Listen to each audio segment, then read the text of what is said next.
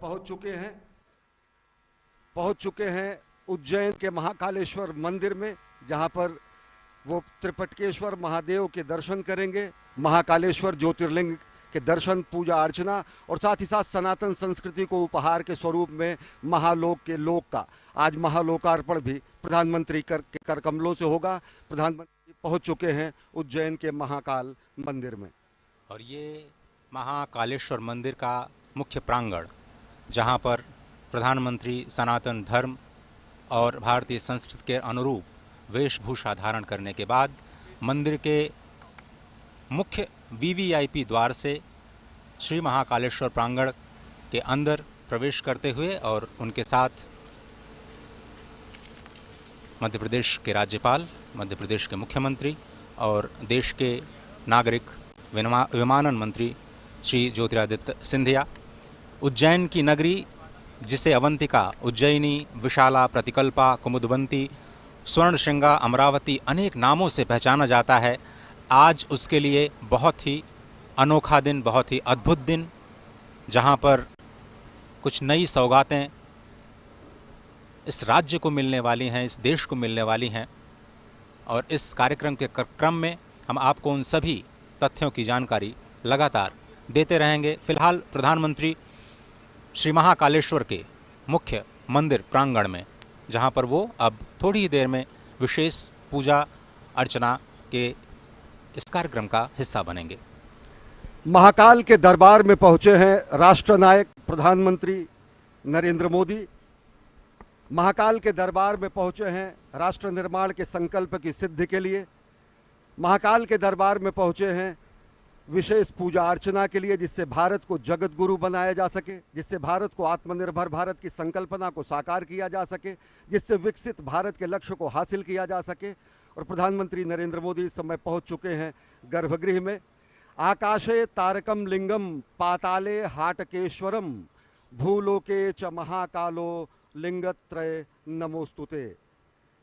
महाकालेश्वर की महिमा अनंत है। भोलेनाथ शिव शंकर महाकाल के दर्शन करने पहुंचे हैं। अभ्यर्थना, पूजा अर्चना, आराधना और वंदना करने पहुंचे हैं राष्ट्रनायक, जननायक प्रधानमंत्री नरेंद्र मोदी।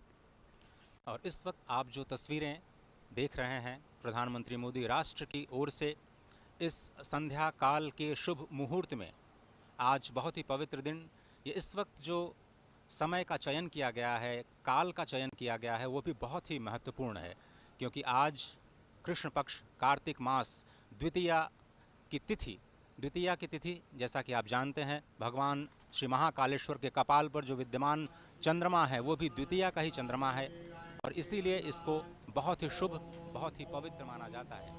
इस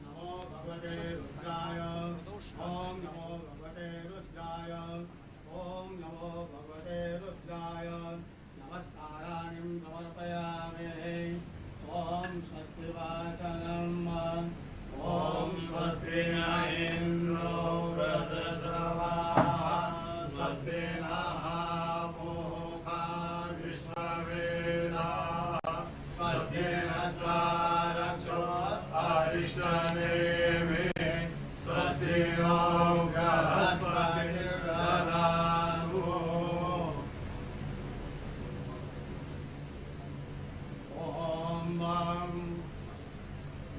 ब्रह्मा गुरु विष्णु गुरुदेवो महेश्वरा गुरु साक्षात् परब्रह्म तस्मै श्री गुरुवे नमः।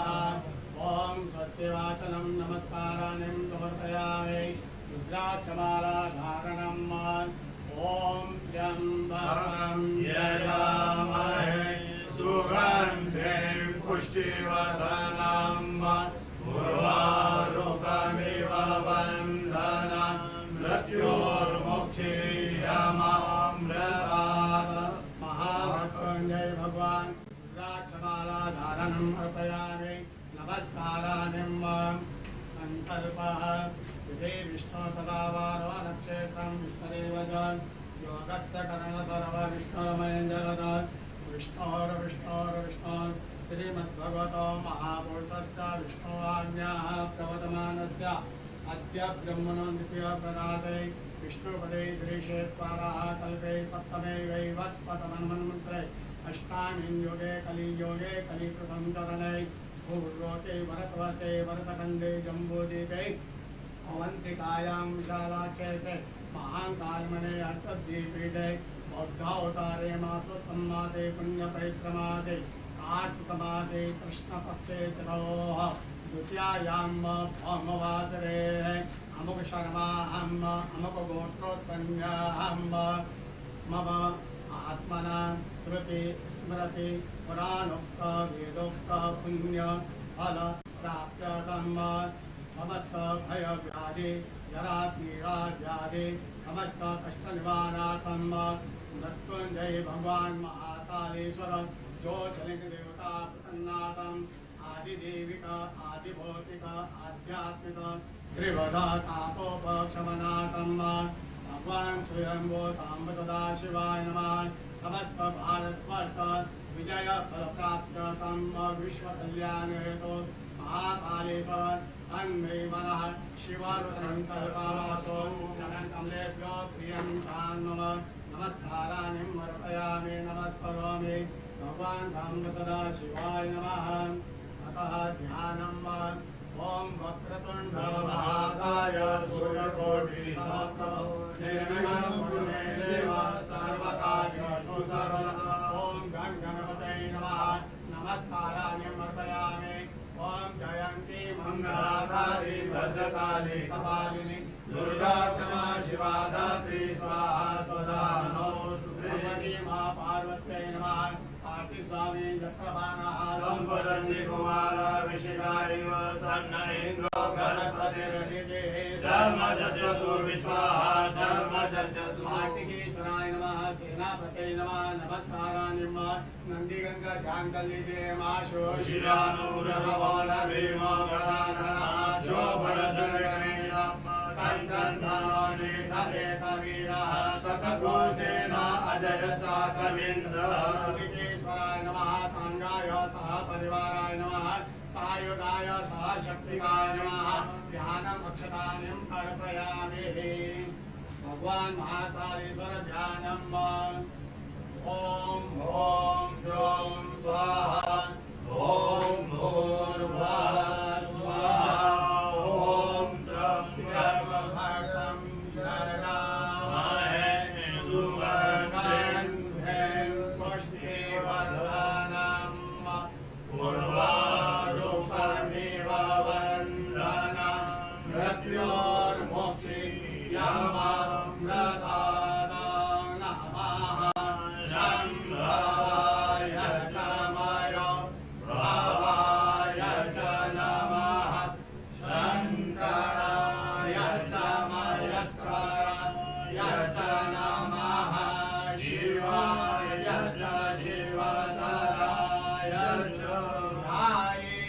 नित्यं महेशं नयनगिरिवं चारुचन्द्रावतंसं रत्नाकल्पोज्ज्वलाङ्गं परशुभ्रगवरान् वीर्यहस्तं प्रसन्नं प्रमदमासीनं समन्ताय सुगुणगणै व्यार्यप्रत्यम्बसानां विश्वाद्यं विश्ववन्द्यं विघ्नहरं पञ्चवक्त्रं धिरं। ॐ नमस्ते रुद्रमन्यवभूतोदरिकवे नमः। बाहुभ्यां मुदते नमः। महामृत्युंजय भगवान स्वयंभू महाकालेश्वर ज्योतिर्लिंग देवताभ्यो नमः। ध्यानम् अर्पयामि नमस्काराणि अर्पयामि। चन्दनम्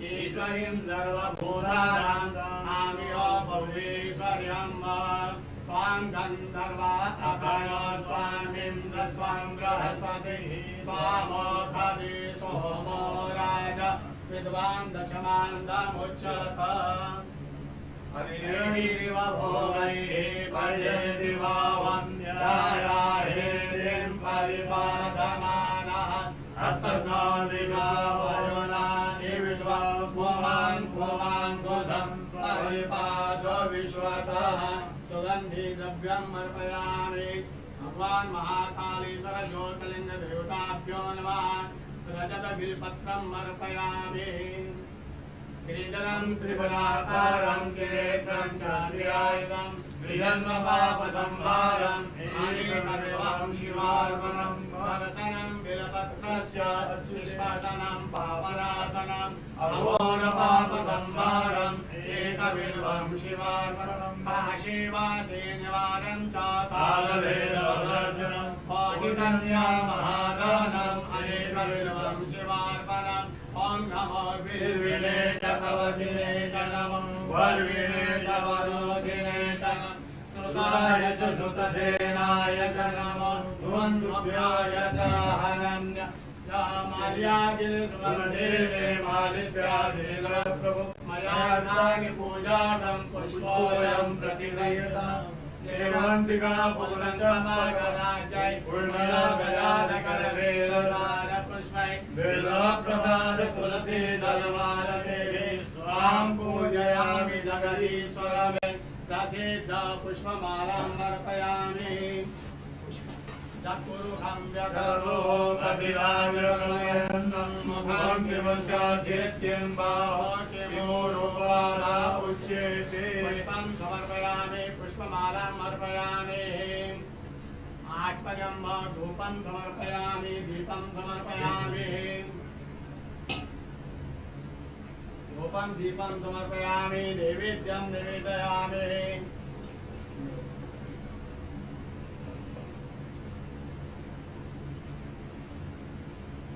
ओम नाभ्या आसीदन्तरिक्षको श्रीकृष्णो समवर्तत पद्याङ्गूर्मिदृशः सोऽन्नालोकामकल्पयन् शर्कराखिलखाद्यानिं दधिषेदकानि च आहारं भक्ष्यभोजनं च नैवेद्यं प्रतिगृह्यत वेलमुद्रां प्रदर्शयत मत्स्यमुद्रां प्रदर्शयत क्रासमुद्रां प्रदर्शयत ओम प्राणाय स्वाहा ओम अपानाय स्वाहा ओम व्यानाय स्वाहा ओम उदानाय स्वाहा ओम समानाय स्वाहा ओम ब्रह्मणे नमः मध्ये पानीयम् अर्पयामि पुनर्ध्यानम् ओम प्राणाय स्वाहा ओम अपानाय स्वाहा ओम व्यानाय स्वाहा ओम उदानाय स्वाहा ओम समानाय स्वाहा ओम ब्रह्मणे नमः ब्रह्मभूर्वस्वरं किं हस्तपक्षारं मुखपक्षारं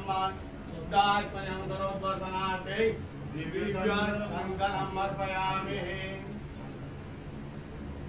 ताम्बूलानिं समर्पयामि वस्त्रं समर्पयामि तत्पुरुषं व्यततो कथिताव्यकल्पयन् मुखं किमिशासित्यं बाहो किमोरोपादा उच्यते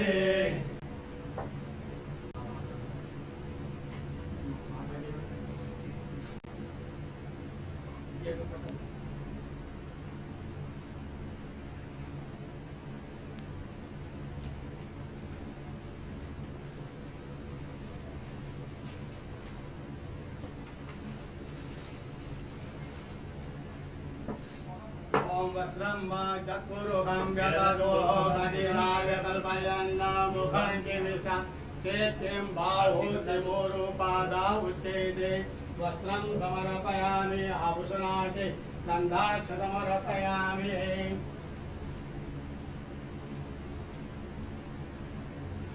ओम त्र्यंबकं जगामहे सुगन्धिं पुष्टिवर्धनं उर्वारुकमिव वन्दनां मृत्योर्मुक्षीयमामृतात् मृत्युञ्जय भगवान् महाकालेश्वराय नमः वस्त्रं समर्पयामि गन्धाक्षतमर्पयामि आरार्तिकम्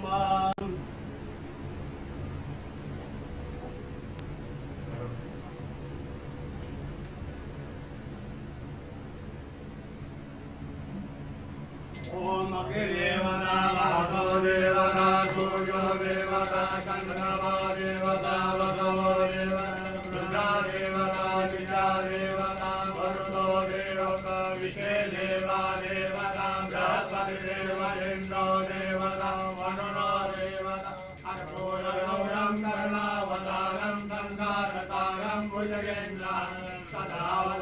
दयालेन्द्रे भवं भवानी सहितं नमः सांगाय सभापरिवाराय नमः सहशक्तिकाय नमः आराधिकं समर्पयामि पार्वत्यै नमः कार्तिकेश्वराय नमः ओम नंदिकेश्वराय नमः सांगाय सभापरिवाराय नमः आराधिकं अर्पयामि शीतलेश्वरनं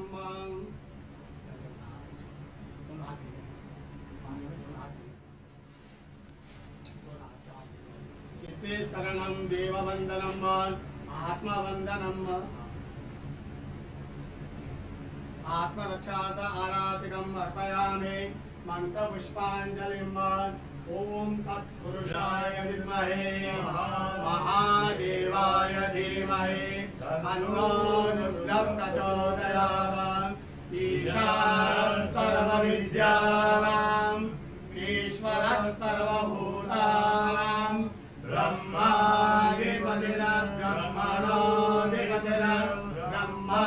शिवो मे आस्म सदा शिवो मंत्रपुष्पाञ्जलिं अर्पयामि यानि कानि सपापानि धर्मान्तरकृतानि तानि तानि विरक्षन्ते प्रदक्षिणां पदे पदे आवाहनं न जानामि तवार्चनं पूजां चैव न जानामि क्षम्यतां परमेश्वर मंत्रहीनं क्रियाहीनं भक्तिहीनं सुरेश्वर यत्पूजितं मया देव परिपूर्णं तदस्तु यक्षस्य रूपाय जटाधराय नीलाकहस्ताय सनातनाय दिव्याय देवाय दिगंबराय तस्मै यकाराय नमः शिवाय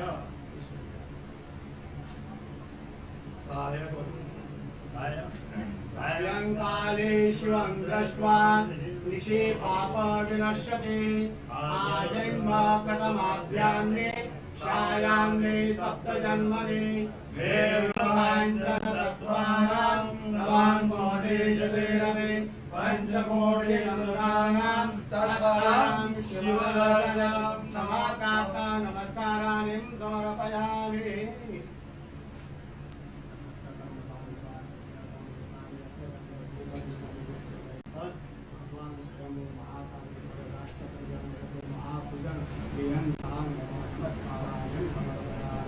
नमः पार्वती पते हर हर महादेव महाकाल महाराज की धर्म की जय हो अधर्म का नाश हो प्राणियों में सद्भावना विश्व का कल्याण हो गौ माता की जय हो जय जयकार हो नमः पार्वती पते हर हर महादेव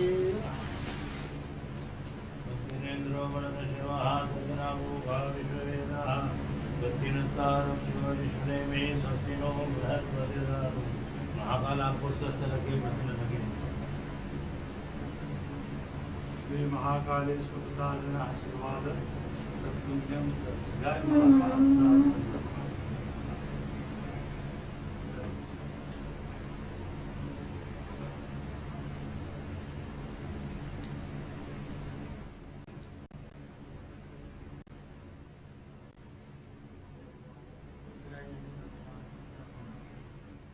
प्रधानमंत्री नरेंद्र मोदी ने विधिवत पूजा अर्चना की।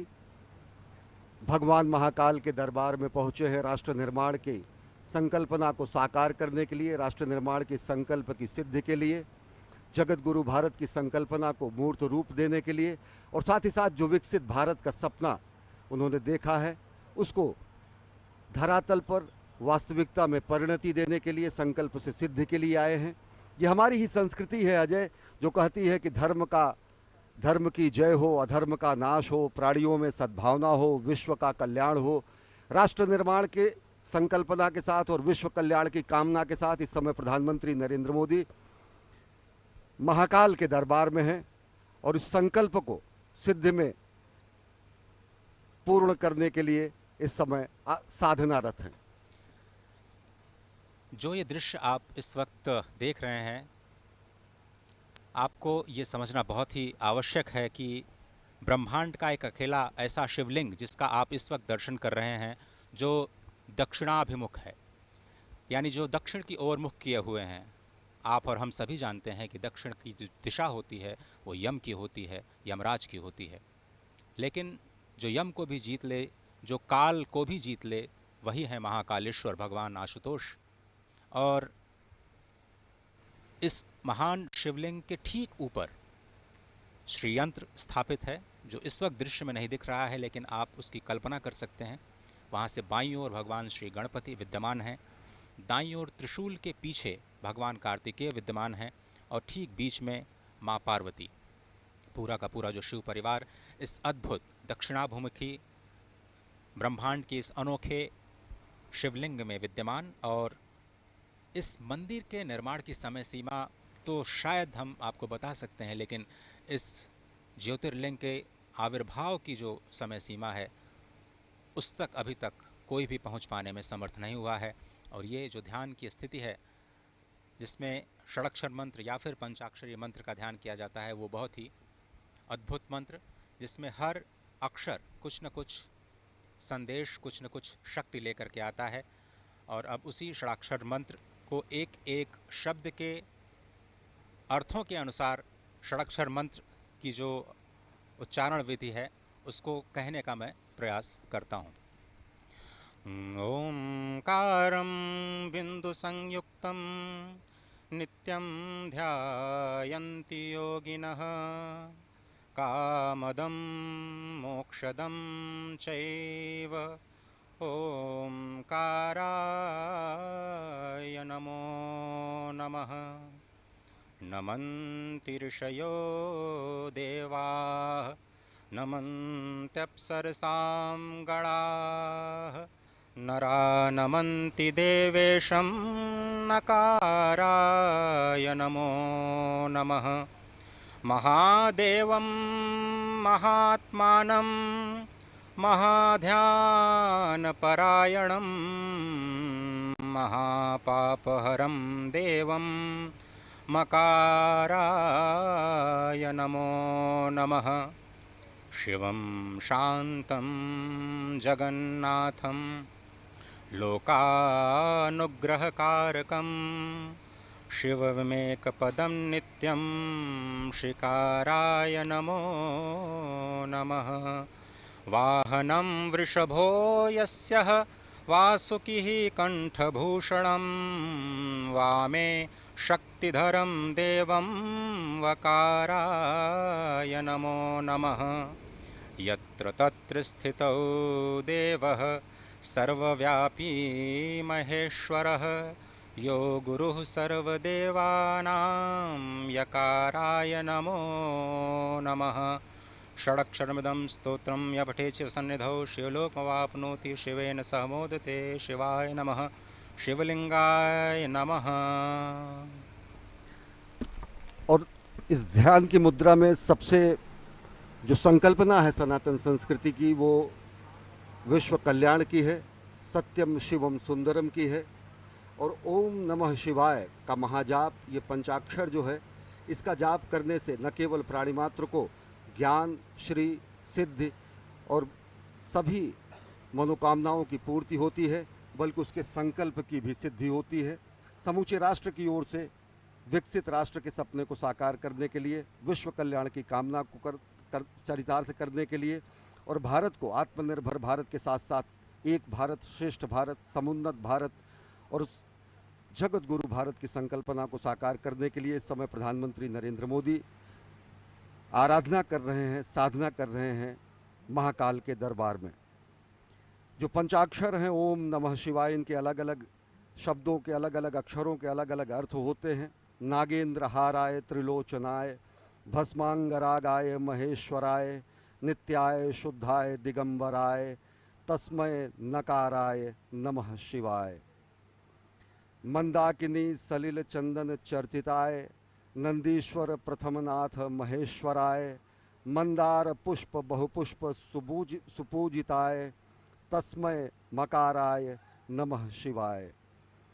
शिवाय गौरी बदनाब्ज वृंदा सूर्याय दक्षाध्वर नाशकाय श्रीनीलकंठाय वृषध्वजाय तस्मय शिकाराय नमः शिवाय। वशिष्ठ कुंभोद्भव गौतमार्य मुनीन्द्र देवार्चित शेखराय चंद्रार्क वैश्वानरवलोचनाय तस्मय वकाराय नमः शिवाय। यज्ञ स्वरूपाय जटाधराय पिनाक हस्ताय सनातनाय दिव्याय देवाय दिगंबराय तस्मै यकाराय नमः शिवाय। पंचाक्षरमिदं पुण्यम या पठेच्छिव सन्निधो शिवलोकम वाप्नोति शिवेन सह मोदते। जो सत्यम शिवम सुंदरम की कल्पना है, जो सत्यम शिवम सुंदरम की संकल्पना है, जो सत्यम शिवम सुंदरम की संकल्पना को साकार करने की संकल्प और सिद्धि है, वो और मजबूत होती है और दृढ़ होती है जब हम अपने राष्ट्रनायक को देखते हैं कि प्राण प्रण से राष्ट्र निर्माण में अहर्निश अपना सर्वस्व न्यौछावर करने के लिए स्वयं प्रस्तुत हैं और दूसरों को प्रेरित करते हैं। प्रधानमंत्री नरेंद्र मोदी, कर्मपरायण प्रधानमंत्री नरेंद्र मोदी का ये धर्मपरायण स्वरूप, जो कि समूचे विश्व को सनातन संस्कृति, भारत भारतीयता के रूप में स्थापित करता है, जो भारत भारतीयता के परिभाषा को पूरे विश्व के सामने रखता है, और वो परिभाषा है, हमारी ही संस्कृति है, जो कहती है वसुधैव कुटुंबकम। अजय। भगवान श्री महाकालेश्वर जो काल की सीमा से परे हैं, काल, समय, घड़ी, ये सब कुछ चक्रों में चलता है, चाहे वो दिन का चक्र हो, मास का चक्र हो, वर्ष का चक्र हो, जीवन का चक्र हो या फिर सृष्टि का चक्र। यही चक्र अनंतता का प्रतीक भी है और भगवान श्री महाकालेश्वर इस अनंत के भी पार अपने अस्तित्व को संपूर्ण विश्व, संपूर्ण सृष्टि पर सृजन के माध्यम से, पालन के माध्यम से, संहार के माध्यम से लगातार कर्म करते हुए ये बताते रहते हैं कि ये जो काल और स्थिति, जो कि किसी के भी अस्तित्व का आधार है, इसी की भौतिकता के सीमा के परे चले जाना ही काल का महाकाल बन जाना होता है। और इसी दर्शन के जो पीछे का जो दर्शन है वो अत्यंत ही महत्वपूर्ण है। प्रधानमंत्री नरेंद्र मोदी ज्ञान मुद्रा में इस वक्त ध्यानस्थ भगवान श्री महाकालेश्वर के प्रांगण में, और कहा जाता है कि भगवान शिव योगियों को ही प्राप्त होते हैं और योगी जन उन्हें ध्यान से ही प्राप्त कर पाते हैं। जीवन की इस चक्रीय गति में ही सृष्टि की संरचना या सृष्टि का रहस्य समाहित है, और इसी चक्रीय गति से मुक्ति पाने का जो उपाय है वो भगवान श्री महाकालेश्वर के चरणों में, उनकी शरणागति में हो सकता है। ये जो दृश्य है वो सिर्फ संस्कृति नहीं है, सिर्फ संस्कार नहीं है, वो परम विज्ञान है, क्योंकि भगवान महाकालेश्वर स्वयं विज्ञान के देव हैं, संपूर्ण कलाओं के देव हैं।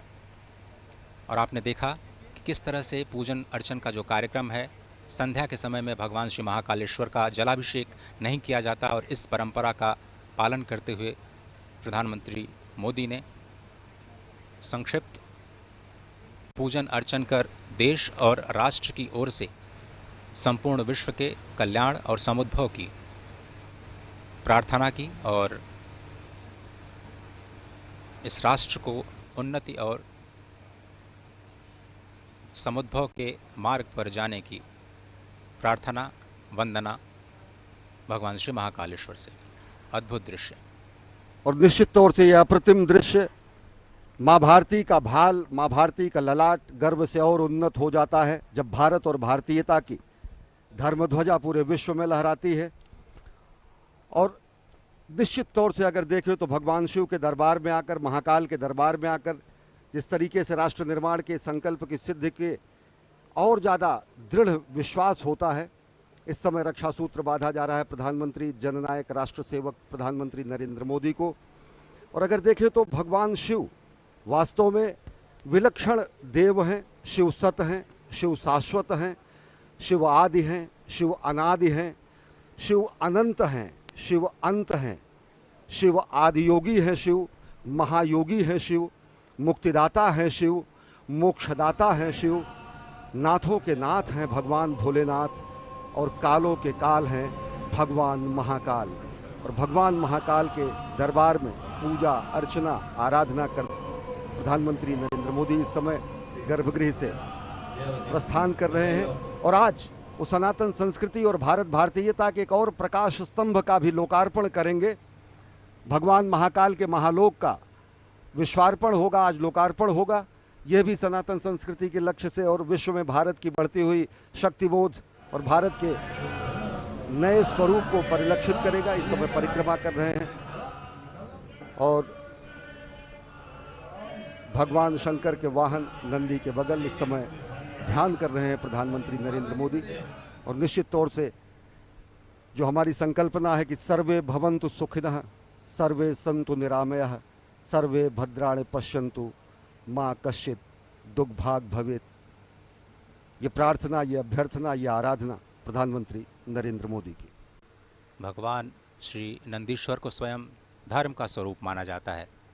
अपनी मान्यता को, अपनी कामनाओं को भगवान श्री नंदीश्वर के कान में कहने की जो प्रथा है वो अत्यंत प्राचीन है।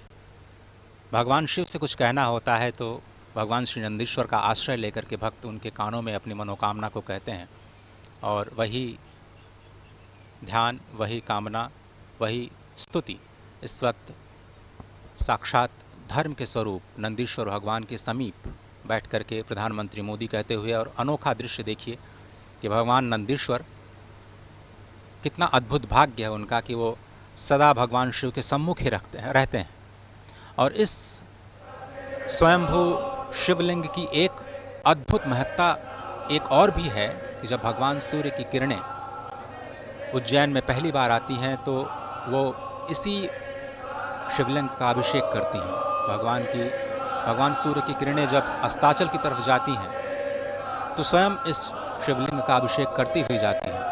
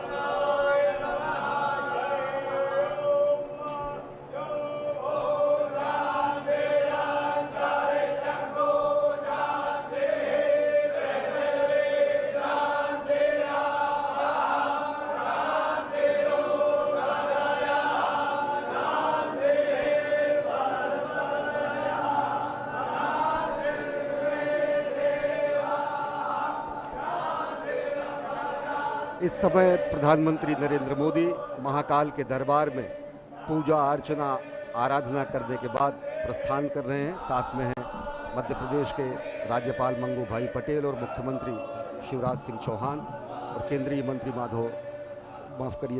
ज्योतिरादित्य सिंधिया।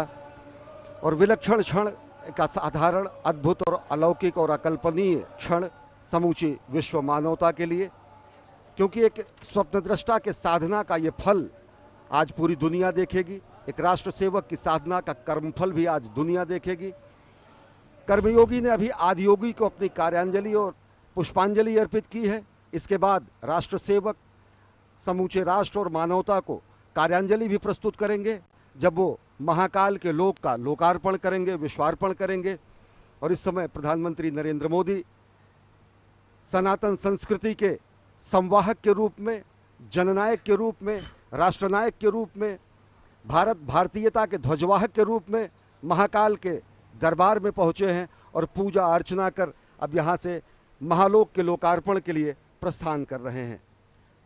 इस वक्त जो आप दृश्य देख रहे हैं, आपने एक चीज़ महसूस की होगी कि प्रधानमंत्री नीचे महाकालेश्वर के शिवलिंग से ऊपर आए हैं। ये बहुत ही समझने की बात है कि ये जो शिवलिंग है वो धरती के नीचे विद्यमान है। ये पूरा का पूरा अभी शिखर जो आपने दर्शन किया, उसके ऊपर सबसे ऊपर नाग चंद्रेश्वर भगवान विराजमान हैं और उसके बीच में ओंकारेश्वर भगवान और सबसे नीचे महाकालेश्वर भगवान विद्यमान हैं। ये शिखर का अद्भुत दर्शन, कहते हैं कि शिखर के दर्शन से ही ज्योतिर्लिंग के दर्शन का फल प्राप्त होता है, और इस पूरे विश्वास के साथ आप इस दृश्य का दर्शन कर सकते हैं कि आपको भगवान श्री महाकालेश्वर के दर्शन का ही फल प्राप्त हो रहा है मात्र शिखर दर्शन से। सबसे ऊपर नाग चंद्रेश्वर, जहाँ पर सिर्फ और सिर्फ एक बार नाग पंचमी के दिन भक्तों को विग्रह के दर्शन होते हैं। उसके नीचे यानी मध्य में ओंकारेश्वर महादेव विराजमान और सबसे नीचे स्वयंभू महाकालेश्वर विद्यमान। ब्रह्मांड का एक अनोखा दृश्य, ब्रह्मांड का एक अनोखा ज्योतिर्लिंग जिसका दर्शन इस वक्त आप कर रहे हैं। ये ऐसा अद्भुत स्थान जहाँ पर एक नहीं 84 शिवलिंग विद्यमान हैं, अष्टभैरव विद्यमान हैं, एकादश रुद्र विद्यमान हैं, 12 आदित्य विद्यमान है, 6 गणेश और 24 देवियाँ इस प्रांगण में विद्यमान हैं। क्षिप्रा, नीलगंगा, नव नदी और गंधवती, ये 4 पुण्य सलिला अत्यंत पवित्र नदियां यहाँ पर विद्यमान हैं। देवमंडल तीर्थ एक योजन में विस्तार प्राप्त करता है। एक योजन मतलब समझे आप करीब 12 किलोमीटर की परिधि, इसको कहा जाता है कि ये स्वयंभू ज्योतिर्लिंग का परिधि। ब्रह्मा विष्णु साक्षात यहाँ पर विद्यमान हैं, भगवान शिव तो विद्यमान है ही हैं। भगवान विष्णु कहा जाता है यहाँ पर 10 नामों में से 10 विग्रह के रूप में विद्यमान है, और स्वयं इस अवंतिका को विष्णुपादा कहा जाता है, यानी भगवान श्री विष्णु के पद चिन्ह के रूप में इसे माना जाता है। और ये 10 विग्रह जो नारायण यहाँ पर विद्यमान हैं, उनके नाम लेने से, नाम के श्रवण करने से भी अत्यंत पाप नाशन की ये जो नाम है वो बहुत ही पवित्र माने जाते हैं, और वो नाम श्रवण करना बहुत आवश्यक हो जाता है इस मंदिर के परिसर से। वो नाम हैं वासुदेव, अनंत, बलराम, जनार्दन, नारायण, ऋषिकेश, वाराह, धरणीधर, वामन और शेषशायी। ये भगवान श्री विष्णु के 10 नाम और 10 विग्रह, और 10 विग्रहों के रूप में भगवान विष्णु यहाँ पर विद्यमान, जहाँ पर महाकालेश्वर निरंतर उन्हीं भगवान विष्णु के ध्यान में रत रहते हैं। ये महाकालेश्वर मंदिर के प्रांगण का अद्भुत नयनाभिराम दृश्य आप देख रहे हैं। और भगवान शंकर इस समूचे सृष्टि के कल्याण के लिए जो उन्होंने हलाहल का पान किया, ऐसा भी समूचे सृष्टि में करने वाला कोई भी व्यक्ति नहीं था। और इसो को श्रद्धेय अटल जी ने कहा कि मैं आदि पुरुष निर्भयता का वरदान लिए आया भूपर, पै पीकर सब मरते आए, मैं अमर हुआ लो विष पीकर, अधरों की प्यास बुझाई है मैंने पीकर वह आग प्रखर, हो जाती दुनिया भस्मसात जिसको पल भर में ही छूकर, भय से व्याकुल फिर दुनिया ने प्रारंभ किया मेरा पूजन, मैं नर नारायण नीलकंठ बन गया तो इसमें क्या संशय, तन मन हिंदू जीवन हिंदू रग रग हिंदू मेरा परिचय। ये सनातन संस्कृति ही है, ये भारतीयता की विशिष्ट पुण्य भूमि है, जिसने विश्व के कल्याण के लिए देवाधिदेव शंकर ने जहाँ पर विषपान किया, और जिससे कि विश्व का कल्याण हो सके, विश्व में सृष्टि में लोगों का उत्थान हो सके। और जब विलक्षण ऐसे विश्व के कल्याण के लिए अपने अस्थियों का भी दान करने वाले महापुरुष यहाँ हुए, यहाँ पर अनेकानेक सिद्धांतों का मानवतावाद के संकेंद्र के रूप में अनेक मनीषियों ने अपना जीवन तर्पण कर दिया। तो आज इसी उज्जैन की पुण्य भूमि पर प्रधानमंत्री नरेंद्र मोदी पधारे हैं। वो उज्जैन की भूमि जो कि महाराजा विक्रमादित्य के न्याय की भूमि है, जो वाराह मिहिर के अनुसंधान की भूमि है, जो वाणभट्ट के तपश्चर्या की भूमि है, जो भगवान श्री कृष्ण के अध्ययन की भूमि है, संदीपनी आश्रम यहीं पर है।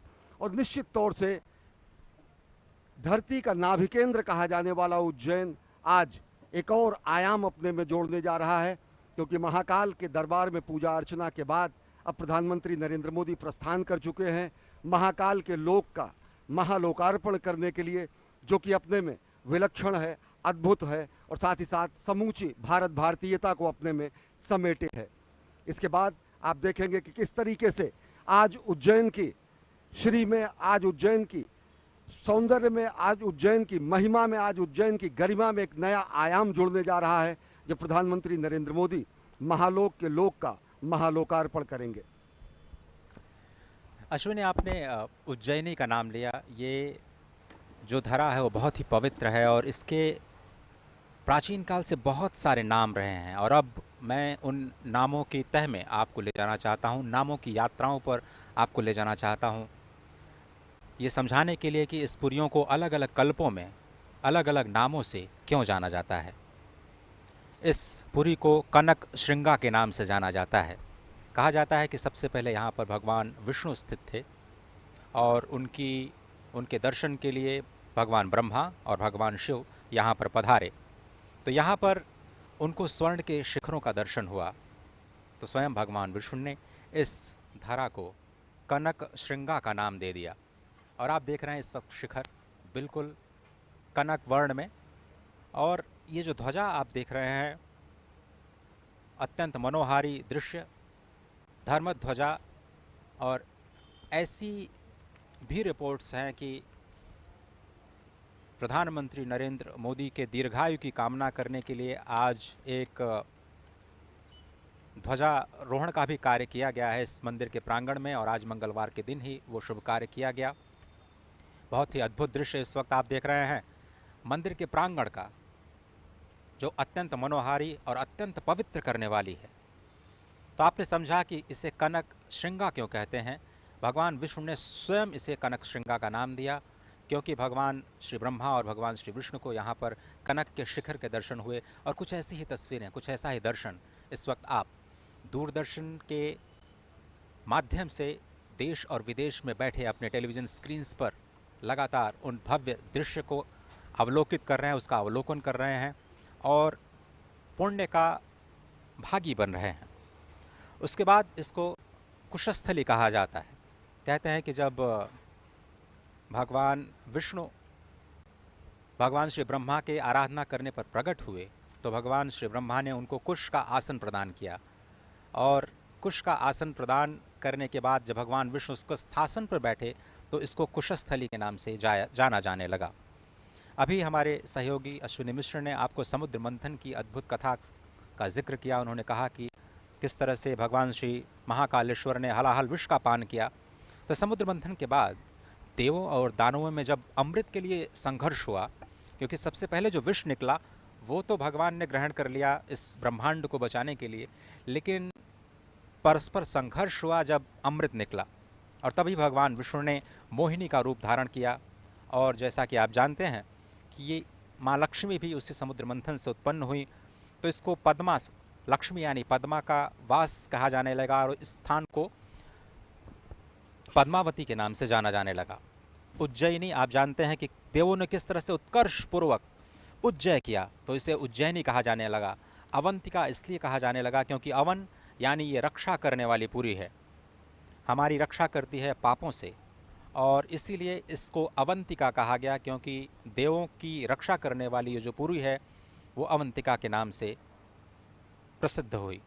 कालांतर में ऋषि लोमश ने यहाँ पर घोर तपस्या की और इस पुरी में उनको अमावस्या की रात्रि में भी यहाँ पर एक चंद्रिका जैसी छिटकी हुई दिखाई दी, और इसके लिए इसे कौदमी पूर्ण यानी कुमुद्वती कहा गया। अद्भुत दृश्य आप देख रहे हैं, कुमुद्वती में अवस्थित, अवंतिका में अवस्थित, उज्जैनी में अवस्थित, पद्मावती में अवस्थित, कुशस्थली में अवस्थित, कनक श्रृंगा में अवस्थित, और सबसे अंत में अमरावती, क्योंकि यहाँ पर भगवान अदिति, माता अदिति और भगवान कश्यप ने यहाँ पर हजारों वर्ष तपस्या करने के बाद देवताओं को जन्म दिया जो अमरत्व को प्राप्त हुए, इसलिए इस धरा को अमरावती भी कहा जाता है। तो ये जो विहंगम दृश्य आप देख रहे हैं, मंदिर के नीचे जो कोटि तीर्थ है उसके भी आप दृश्य देख रहे हैं। मंदिर के ठीक दाहिनी तरफ एक जो कुंड दिखाई दे रहा है, वहीं से भगवान का जलाभिषेक उस जल से किया जाता है, और कहा जाता है कि महाभारत काल में स्वयं भीम ने यहाँ पर स्नान करके शिव का जलाभिषेक किया था। और उसके साथ जो एक बहुत लंबी सी नदी की श्रृंखला आपको दिखाई दे रही है वो यहाँ का रुद्र सरोवर, जो कि 7 सरोवरों में बहुत ही प्रसिद्ध, बहुत ही पुण्यकारी। नयनाभिराम दृश्य, मनोहारी दृश्य, आंखों में रच बस जाने वाला दृश्य, क्योंकि आज महाकाल की नगरी में प्रधान सेवक राष्ट्रनायक प्रधानमंत्री नरेंद्र मोदी महाकाल के लोक का महालोकार्पण करने पहुंचे हैं। अजय, निश्चित तौर से मैं लोभ संवरण नहीं कर पा रहा हूं। जितनी सनातन संस्कृति जितनी हमारी प्राचीन है और जिस तरीके से हमारी सनातन संस्कृति ने समूचे विश्व को अनेक उपहार दिए, उसके लिए विश्व की समूची सभ्यता ऋणी रहेगी। अगर देखें तो जब पश्चिम ने वनफल खाकर छाल पहनकर लाज बचाई, तब भारत में सामगान का स्वर्गिक स्वर था दिया सुनाई। जब पश्चिमी देश वनों जंगलों में रहकर छाल पहनकर अपनी लाज बचाने आदिमानव के रूप में रहा करते थे, तो हजारों सहस्राब्दियों पहले वेदों का गान, वेदों के ऋचाओं का निर्माण इन्हीं पुण्य सलिला, गंगा, यमुना, क्षिप्रा, उज्जैनी, काशी, कांची, अवंतिका, इन सभी नगरियों में हुआ, जो कि समूचे विश्व के लिए अनुपम उपहार है। और निश्चित तौर से अगर देखें तो दुनिया का इतिहास पूछता, रोम कहाँ, यूनान कहाँ है, घर घर में शुभ अग्नि जलाता वह उन्नत ईरान कहाँ है, दीप बुझे पश्चिमी गगन के जब व्याप्त हुआ बर्बर अधियारा, किंतु चीर कर तम की छाती चमका हिंदुस्तान हमारा। तो आज ये जो दृश्य देख रहे हैं, ये हिंदुस्तान की आभा को नए विश्व पटल पर स्थापित कर रहे हैं। आज चमकते हुए हिंदुस्तान के नए स्वरूप को आप देख रहे हैं। आज महाकाल के दरबार से समूचा विश्व देख रहा है कि यह औपनिवेशिक काल का ये प्रभाव था अजय, कि जब ग्रीनविच मीन टाइम होने लगा। दर्शकों को हम जरूर बताना चाहेंगे कि नाभि केंद्र के रूप में विशिष्ट स्थान रखने वाला तकरीबन 23.5 अक्षांश और 75 देशांतर पर स्थित यह उज्जैन की नगरी कालगणना के लिए सर्वोच्च नगरी मानी जाती थी। वाराह मिहिर ने अपने ग्रंथों की यहाँ रचना की। यहाँ पर राजाओं ने अपनी वेधशालाओं की स्थापना की। और अगर देखें तो ये मनीषियों की धरती रही, ये तपश्चर्या की धरती रही, ये तप की धरती रही, ये मनीषियों के उद्गम की धरती रही। और निश्चित तौर से आज उज्जैन एक नया आयाम जोड़ने जा रहा है। और विशिष्ट स्थिति उज्जैन की इसलिए भी है क्योंकि अगर देखें तो जब उत्तरायण सूर्य होता है और उत्तरी ध्रुव पर अगर देखें तो 6 महीने की रात होती है, तो तकरीबन 3 महीने बाद उज्जैन पर हमेशा सूर्य चमकता रहता है। यह औपनिवेशिक काल का परिणाम था कि ग्रीनिच मीन टाइम 0 देशांतर लंदन से होकर गुजरता था। लेकिन औपनिवेशिक काल के पहले भी अगर अजय देखें तो जब सनातन संस्कृति और विश्व संस्कृति का प्रादुर्भाव हुआ करता था, तो 0 देशांतर की जो गमन होता था, जो 0 देशांतर की जो स्थिति होती थी, जो विश्व गणना काल गणना के लिए 0 देशांतर माना जाता था, तो वो उज्जैन से ही जाता था। कि औपनिवेशिक काल के बाद अगर आप देखें तो निश्चित तौर से आदिकाल में और सहस्राब्दियों पूर्व ये काल गणना की स्थिति का स्थान रहा, विशिष्ट स्थान रहा।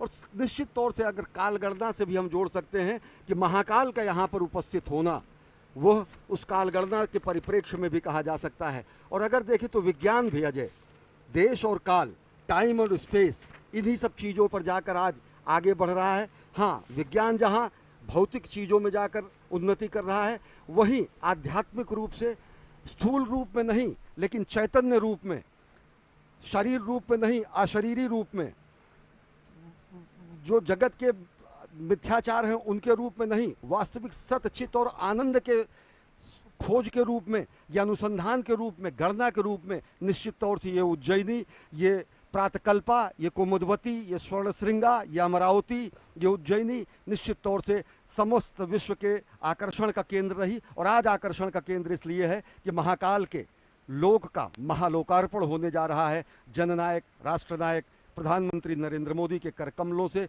जो कि सपना जिन्होंने देखा है विकसित भारत बनाने का 2047 तक, जिन्होंने उद्घोष किया है आत्मनिर्भर भारत का, और जो प्राण प्रण से अपने जीवन के क्षण क्षण को राष्ट्र के निर्माण में समर्पित किए हैं और दूसरों को प्रेरित भी करते हैं। अजय, ये बहुत ही अद्भुत दृश्य जो इस वक्त आप देख रहे हैं, मैं अश्विनी जी बहुत ही अपने आप को सौभाग्यशाली समझ रहा हूँ इस वक्त कि मैं इस धरा पर बैठ करके इस पल का साक्षी हूँ जहाँ पर मेरे समक्ष भगवान श्री महाकालेश्वर यहाँ से सिर्फ और सिर्फ 900 मीटर की दूरी पर स्थित, क्योंकि इस वक्त हम कॉरिडोर के बिल्कुल उस स्थान पर मौजूद हैं जहाँ से इस नए कॉरिडोर का, जिसे हम महाकाल लोक कह रहे हैं, जिसका लोकार्पण आज किया जाना है। अब से थोड़ी ही देर में राष्ट्र को समर्पित किया जाना है।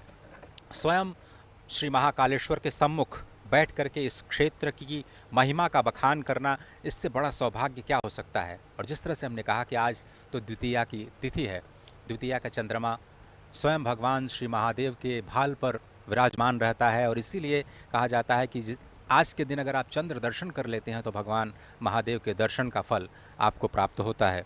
आज वही पुण्यतिथि, अभी थोड़ी देर पहले प्रदोष काल में आपने देखा कि प्रधानमंत्री मोदी ने यहाँ पर पूजन अर्चन का जो कार्यक्रम है वो राष्ट्र की तरफ से संपन्न किया। ये जो तस्वीरें आप देख रहे हैं, ये आपके जीवन में सामान्य तस्वीरें नहीं हैं, ये बहुत ही अद्भुत आध्यात्मिक शक्ति से परिपूर्ण तस्वीरें, जो कि दूरदर्शन के तकनीकी सहयोग के माध्यम से आपके घर घर में आपके पास तक पहुंच रही हैं। और आपको बताएं, यहाँ पर दूरदर्शन परिवार ने 30 से ज़्यादा high quality, high definition cameras का इस्तेमाल किया है। अद्भुत तकनीक का इस्तेमाल इस वक्त आप देख रहे हैं। कनक श्रृंगा भगवान महाकालेश्वर के शिखर को किस तरह से समाहित करने की कोशिश की गई है। शिखर और ज्योतिर्लिंग का एक साथ दर्शन कर पाना, ये तकनीक के ही माध्यम से संभव हो पाया है। इस वक्त आप देख रहे हैं बहुत ही विहंगम दृश्य। और एक और तथ्य की ओर मैं आप सभी दर्शकों का ध्यान आकर्षित करना चाहता हूं कि ये सिर्फ और सिर्फ यही क्षेत्र है जो कि विशिष्ट है सभी 12 ज्योतिर्लिंगों में।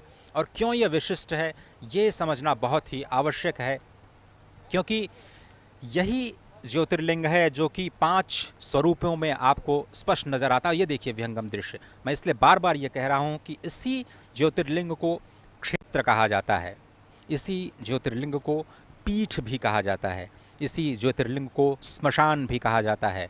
सिर्फ यही ज्योतिर्लिंग है जिसे महाकाल वन की संज्ञा दी जाती है, और इसी क्षेत्र को ऊसर क्षेत्र कहा जाता है।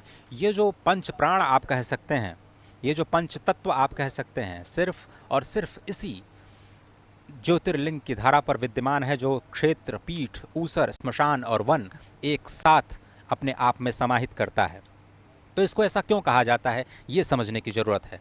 कहते हैं क्षीयते पातकम यस्मात् तेदेनम क्षेत्र मुच्यते, जहाँ पर आपके सभी पापों का क्षय हो जाए, इसलिए इसको क्षेत्र कहा जाता है। तस्मात् स्थानांच मांत्रणाम पीठन्ते नैव कथ्यते, यहाँ पर 24 देवियों का वास है, माँ हरसिद्धि का वास है, इसलिए इसको पीठ कहा जाता है। 51 शक्तिपीठों में माँ हरसिद्धि यहाँ पर स्वयं विद्यमान, कहते हैं माँ आदिशक्ति की कोहनी यहाँ पर गिरी थी, इसलिए इसको पीठ कहा जाता है। मृता पुनर्जायन्ते तेदेन मूषरम स्मृतम, ये बहुत ही समझने की बात है अश्विनी की।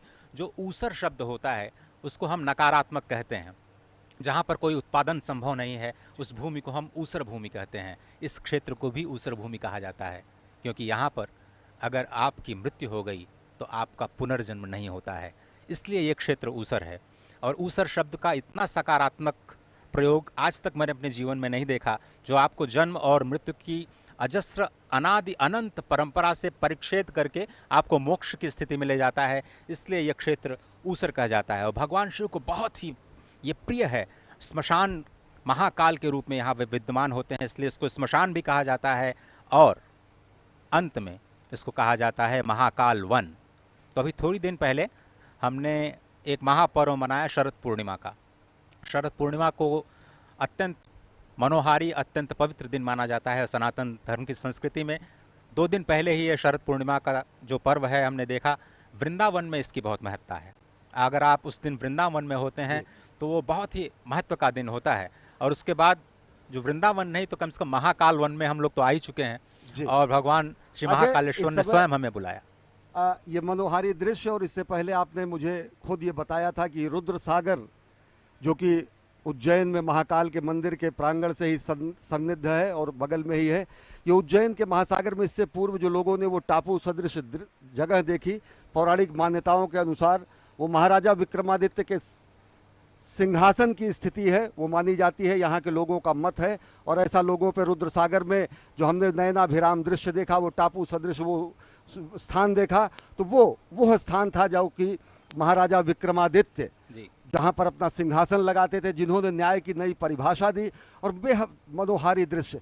अजय, यहाँ पर एक और बात मैं कहना चाहूंगा, जिस तरीके से प्रधानमंत्री नरेंद्र मोदी सभी गुलामी के प्रतीकों को समाप्त करने का उन्होंने प्रण लिया है, एक मेरी जनमानस के हिसाब से एक अभ्यर्थना है, प्रार्थना है और लोगों की ऐसी आकांक्षा है कि अगर देखें तो जो इतिहास का जिस तरीके से लेखन हुआ है, समूचे प्राचीन भारत के इतिहास को अगर आप पढ़ें तो 56 ईसा पूर्व, जबकि विक्रम संवत होने का साष्टांग प्रमाण है, सीधा प्रमाण है, विक्रम संवत होने का सीधा सार्थक प्रमाण है, लेकिन कहीं भी भारत के प्राचीन इतिहास में महाराजा विक्रमादित्य का उल्लेख नहीं मिलता है। संवत उनके नाम से चलता है। ये महाकाल की नगरी के वो राजा रहे हैं। विक्रम संवत के साथ साथ उनकी न्यायप्रियता की कहानियां दंत कथाओं में बेताल पच्चीसी के रूप में लोग जानते हैं, उनके दंत कथाओं में वो जीवित हैं। लेकिन अफसोस ये कि महाराजा विक्रमादित्य हमारे इतिहास में नहीं है। और उससे भी बड़ी बात, हमारा जो संवत है वो शक संवत से चलता है। जनमानस की अपेक्षा है कि जिस तरीके से गुलामी के प्रतीकों सबको समाप्त किया जा रहा है, वैसे ही भारत का अगर काल गणना शक संवत की जगह विक्रम संवत से भी हो, जो कि 56 ईसा पूर्व होने का है, तो वो भी जनमानस के लिए बेहद श्लाघनीय प्रयास होगा, एक हर्ष और उत्साह पैदा करने वाला होगा। क्योंकि इससे बड़ी कोई विडंबना नहीं हो सकती कि आपके इतिहास में उज्जैन नगरी के राजाधिपत और न्यायप्रिय राजा के रूप में दंत कथाओं में प्रचलित और सभी रूप से लोगों के लिए स्वर्णकाल के रूप में राजा के दंड और राजा के नियम और राजा के शासन के स्वर्णकाल और अंतिम लक्ष्य के रूप में व्याख्यायित किए गए हमारे राजा विक्रमादित्य हमारे इतिहास में नहीं है। तो निश्चित तौर से उनके नाम पर चलने वाला ये संवत, जो कि 56 ईसा पूर्व, ईसा से भी 56 वर्ष पूर्व होने की बात कही जाती है, तो वह उनके ऐतिहासिकता को तो प्रमाणित करता है और साथ ही साथ अनुसंधानकर्ताओं को, मनीषियों को, विद्वानों को, इतिहासकारों के सामने ये चुनौती भी है कि भले ही शिलालेख न मिले, अगर शिलालेख न मिले होते तो पुष्यमित्र शुंग को कोई नहीं जानता, सातवाहन को कोई नहीं जानता, कनिष्क को कोई नहीं जानता, लेकिन अगर जो चीज़ें उद्घाटित नहीं हुई हैं उनका उद्घाटन भी करना, भारतीय मनीषा और भारतीय संस्कार के प्रतीकों और उनके उद्घाटन करना, उनके लिए अनुसंधान करना, यह भी हमारा आपका ही दायित्व है, अनुसंधानकर्ताओं का दायित्व है। और निश्चित तौर से महाराजा विक्रमादित्य की इस नगरी में आज ये महा आयोजन हो रहा है। प्रधानमंत्री नरेंद्र मोदी धीरे धीरे पहुंच चुके हैं महाकाल के लोक का महालोकार्पण करने के लिए। ये तकरीबन 940 मीटर लंबा और 108 विशिष्ट स्तंभों पर बना हुआ ये विशिष्ट स्थान है, जो कि महाकाल के मंदिर की महिमा और गरिमा में एक नया अद्भुत अकल्पनीय आयाम जोड़ता है। नयनाभिराम दृश्य आप देख रहे हैं, किस तरीके से प्रदीप्त जो आपने दृश्य दिखाया था, एक बार मैं फिर से दर्शकों को बताना चाहता हूं कि इस दृश्य को अगर हम समझा पाएं तो जो ये बीच में काला हिस्सा दिख रहा है उसी टापू का जिक्र आपने किया था। ये रुद्र सरोवर, जिसका दर्शन बहुत ही मनोहारी, बहुत ही पापनाशक कहा जाता है। ये जो दृश्य आप देख रहे हैं, इसी टापू पर जो हमारे जो राजा विक्रमादित्य है उनका सिंहासन यहाँ पर स्थापित, और उन्होंने ये बताने के लिए कि यहाँ के तो राजा धीराज जो हैं वो महाकालेश्वर हैं, और इसलिए उनके प्रांगण में मैं अपने सिंहासन को स्थापित करता हूँ और न्याय की प्रतिज्ञा करता हूँ। ये सामान्य दृश्य नहीं है, ऐतिहासिक दृश्य है, पौराणिक दृश्य है। और देश में जिस तरह से आपने कहा कि न्याय की प्रतिष्ठा करने के लिए, पापों का नाश करने के लिए जिसके लिए महाकालेश्वर को जाना जाता है, उनके ही प्रांगण में ये जो आप दृश्य देख रहे हैं, ये विक्रमादित्य के सिंहासन की जगह हुआ करती थी। निश्चित तौर से अजय, और मैं लोभ संवरण नहीं कर पा रहा हूँ इन छटाओं को, इन नयनाभिराम दृश्य को देखकर। हमारी सनातन संस्कृति के ही वैभव का गुणगान करते हुए श्रद्धेय अटल जी ने कहा, वेद वेद के मंत्र मंत्र में, मंत्र मंत्र की पंक्ति पंक्ति में, पंक्ति पंक्ति के शब्द शब्द में, शब्द शब्द के अक्षर स्वर में, दिव्य ज्ञान आलोक प्रदीपित, सत्यम शिवम सुंदरम शोभित। निश्चित तौर से सत्यम शिवम और सुंदरम की जो संकल्पना है वो साक्षात चरितार्थ हो रही है। हम साक्षी बन पा रहे हैं और दूरदर्शन के माध्यम से करोड़ों करोड़ों लोग पूरे विश्व में साक्षी बन रहे हैं इस ऐतिहासिक घटना के। महाकाल के दरबार में महाकाल के महालोक का महालोकार्पण करने जा रहे हैं प्रधानमंत्री, और प्रधानमंत्री नरेंद्र मोदी पहुंच चुके हैं इस समय महाकाल के महालोक का लोकार्पण करने के लिए। उपस्थित जन समुदाय का, मनीषियों का, अभिवादन स्वीकार कर रहे हैं प्रधानमंत्री नरेंद्र मोदी, और उनका स्वागत डमरू ध्वन से, घंटा ध्वन से, निनाद से और अनहद नाद से। सही कहा आपने। और तक का जो सफर है प्रधानमंत्री का वो पूरा हुआ और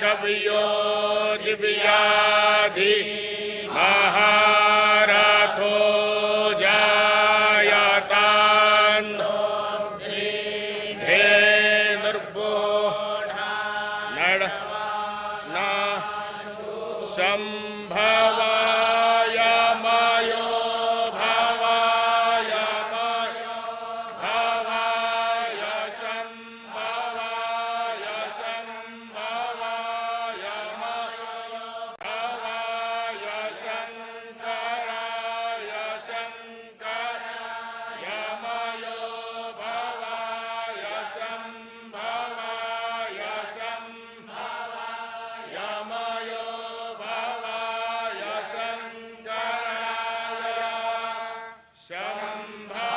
संभवायेति संभवाय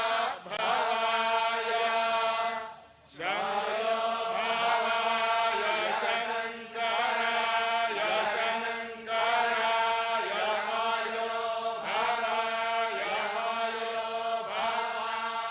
शंकराय मयस्कराय मयहकराय शंकराय मयो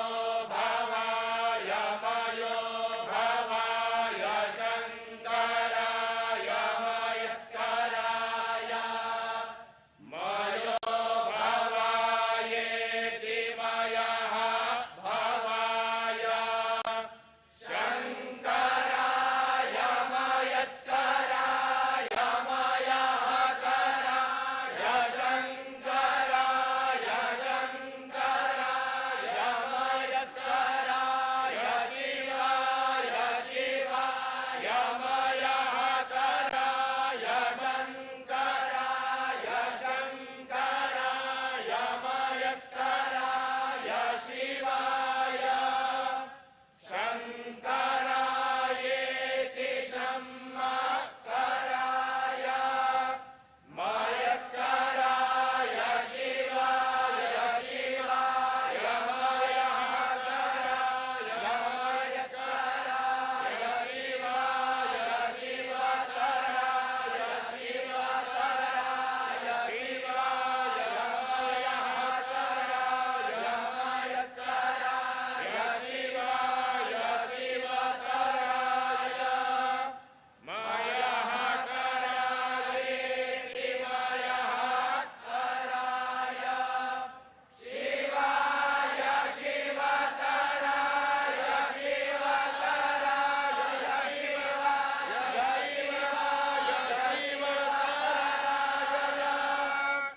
शिवतरायेति शिवतराय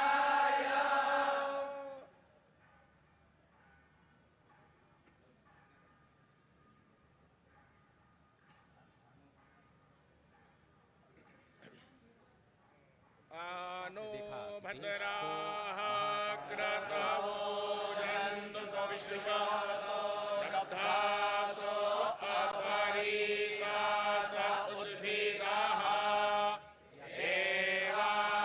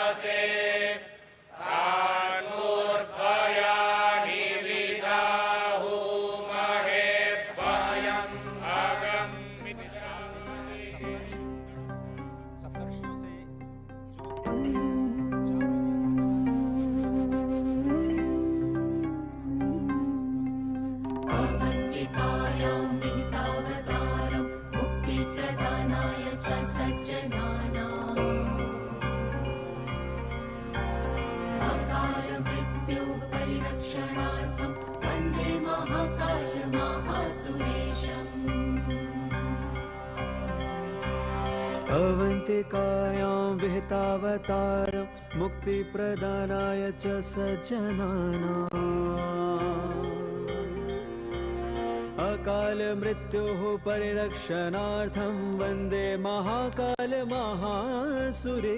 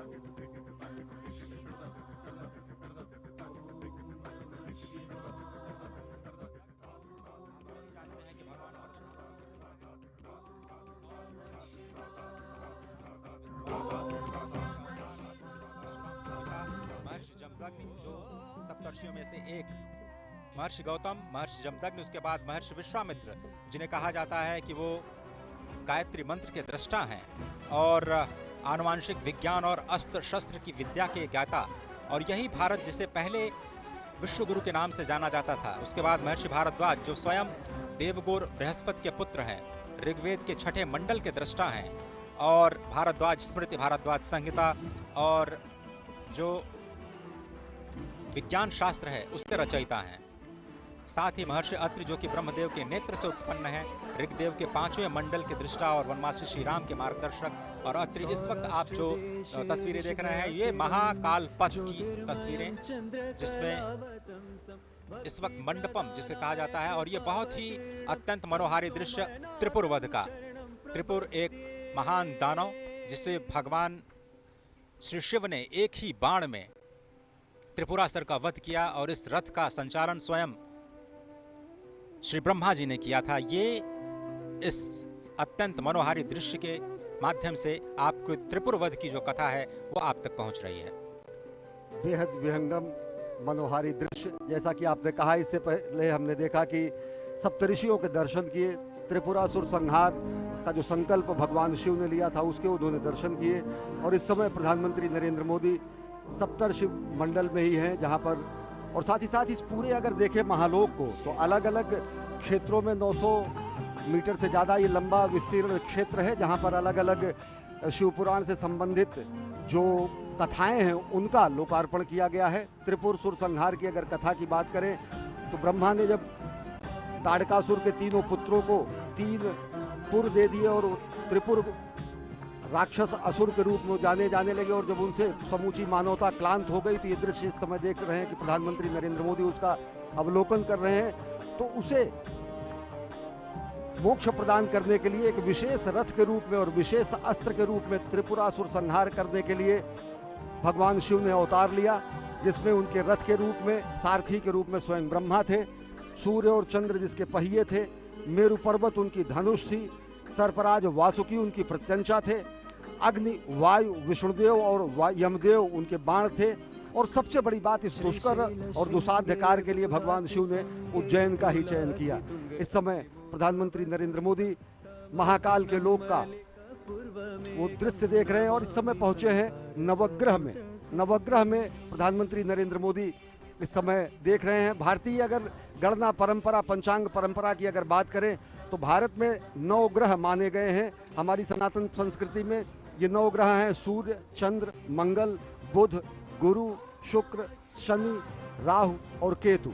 कालांतर में जो विज्ञान ने भी 9 ग्रह माने, उनमें चंद्रमा उपग्रह के रूप में रहा और सूर्य तारा के रूप में रहा, लेकिन नवग्रह के रूप में हमारी जो सनातन संस्कृति की जो गणनाएं रही उसका भी यहाँ पर बहुत शानदार वर्णन और विवेचन किया गया। और ये जो आप नयनाभिराम अप्रतिम दृश्य देख रहे हैं अजय, देखें तो किस तरीके से रक्षा सूत्र में बना हुआ भगवान शिव का ये शिवलिंग यहाँ पर रखा गया है। और निश्चित तौर से इसके पीछे की जो अवधारणा होगी कि एकता के सूत्र में हम समूचे देश को बांधे, धर्म धर्मांतर मत मतांतर को किनारे रखते हुए एक रक्षा सूत्र के रूप में यहाँ पर उपस्थित भगवान शिव का ये महालिंग ये बताता है कि किस तरीके से हम राष्ट्र की एकता के लिए, राष्ट्र को एकता के सूत्र में बांधने के लिए हम तत्पर हैं। क्योंकि ये पूरा का पूरा जिस शिवलिंग का लोकार्पण करते समय प्रधानमंत्री नरेंद्र मोदी ने विश्वार्पण लोकार्पण किया, वो रक्षा सूत्र से बना हुआ है।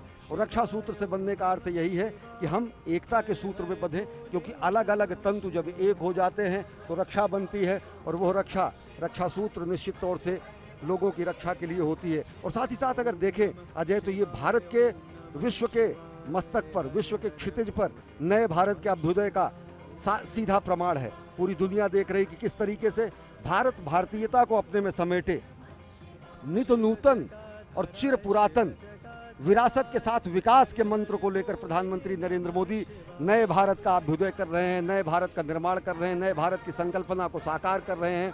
और इस समय प्रधानमंत्री नरेंद्र मोदी इस 900 मीटर से ज़्यादा लंबे महाकाल कॉरिडोर जिसे कहा जाता है, और जिसे कहा जाता है महाकाल का लोक, महाकाल के लोक का महालोकार्पण करने के बाद अब प्रधानमंत्री नरेंद्र मोदी जा रहे हैं इस पूरे विस्तीर्ण क्षेत्र का भ्रमण करने के लिए। और सबसे बड़ी बात अजय, जैसा आपने बताया था कि यहाँ की दरो दीवार पर शिवपुराण से संबंधित एक एक कथाओं का विधिवत चित्रण किया गया है। चाहे वो गंगा अवतरण का दृश्य हो, चाहे वो असुरों के वध का दृश्य हो, चाहे वो भगवान के अलग अलग अवतारों की रूप हो, चाहे वो संदीपनी और भगवान अस्थि का दान करने वाले दधीच के पुत्र को मोक्ष प्रदान करने का दृश्य हो। और जैसा कि अभी हम एक बार फिर देख रहे हैं, ताड़कासुर के वध के बाद त्रिपुरारी जब कहा गया भगवान शंकर को, त्रिपुरारी इसी त्रिपुर असुरों के वध करने के बाद कहा गया, और उसका बेहद विहंगम नैनाभिराम दृश्य यहाँ पर स्थापित किया गया है। भगवान गणेश की मूर्ति, भगवान कार्तिकेय की मूर्ति, माता पार्वती, भगवान शंकर, यानी कि भगवान शंकर का समूचा दरबार और परिवार यहाँ पर स्थापित है महाकाल के इस महाप्रांगण में। अजय, तो ये शिव वाटिका जो इस वक्त आप देख रहे हैं, ये त्रिपुरारी हनन का दृश्य बार बार आपकी स्क्रीन पर। इस वक्त प्रधानमंत्री मोदी अब जो त्रिवेणी मंडपम है उसकी ओर, जो आप दृश्य देख रहे हैं वो त्रिवेणी मंडपम का दृश्य है।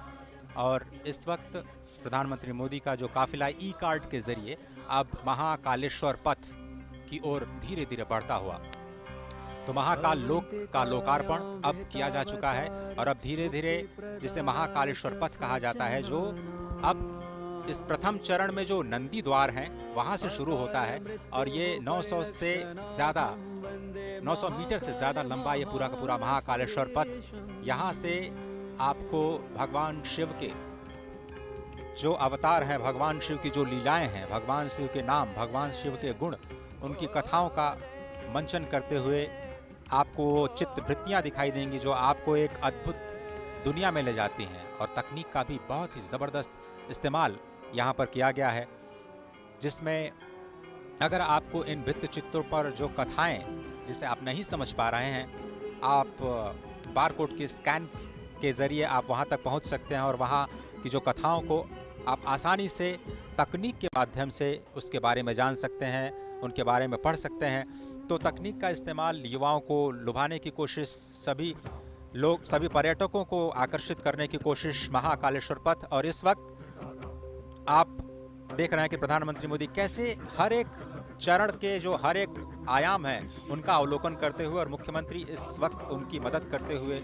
इस पूरे के पूरे महाकाल लोक के अलग अलग जो आयाम हैं, अलग अलग जो प्रतिष्ठाएं हैं, उनके बारे में बताते हुए। और इस वक्त आप देख रहे हैं कि धीरे धीरे वो महाकालेश्वर पथ की ओर जाते हुए अब यही पथ आपको सीधे महाकाल के मंदिर के मुख्य द्वार तक ले जाएगा, जहां पर आप अपनी पूजा अर्चना